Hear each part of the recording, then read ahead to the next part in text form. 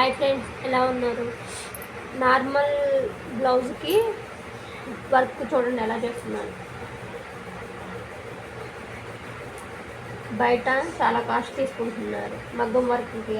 ఇలానే మనం చిన్న చిన్నగా మనమే ఇంట్లో ఇలా ప్రిపేర్ చేసుకోవచ్చు. ఇది ఫెవిగ్లూ.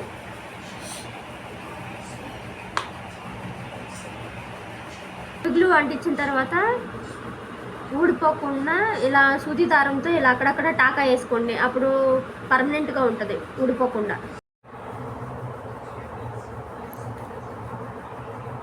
చూసారు కదా, అక్కడక్కడ టాకా వేసారనుకోండి ఊడిపోదు ఇంకా.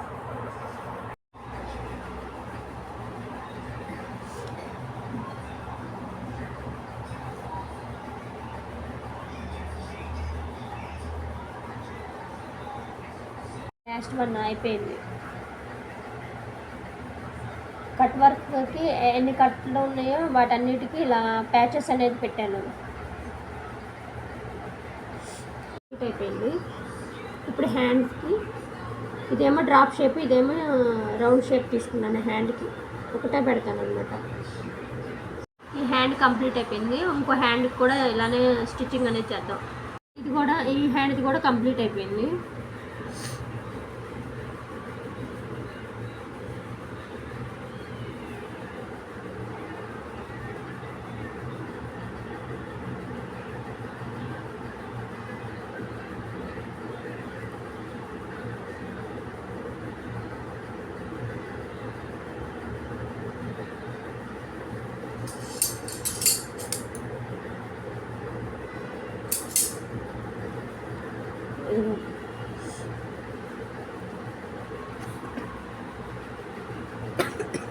ఇక్కడ నడుము దగ్గర ఏమో స్టోన్లు వేసేద్దాం.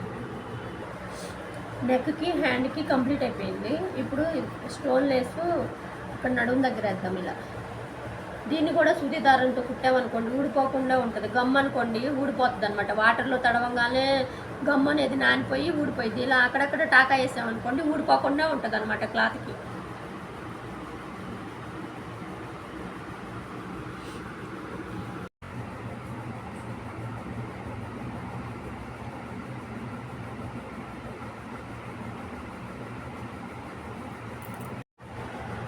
ఇలా ఎడ్జ్ వరకు మొత్తం అలా అక్కడక్కడ నాట్లు వేసుకుంటా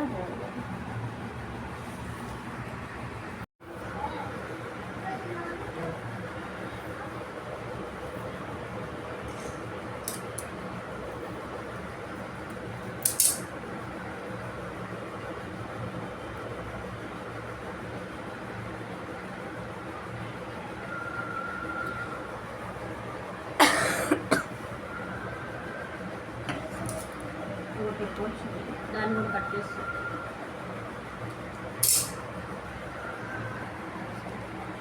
ఫైనల్గా అయితే కంప్లీట్ అయిపోయింది బ్లౌజ్ అనేది. చూడండి ఎలా ఉందో. మీకు నచ్చిందే అనుకుంటున్నాను. ఇదిగోండి హ్యాండ్స్కి ఏమి ఇలా నెక్, దీనికేమో బ్లౌజ్ ఇలా వచ్చింది. అందుకని చెప్పి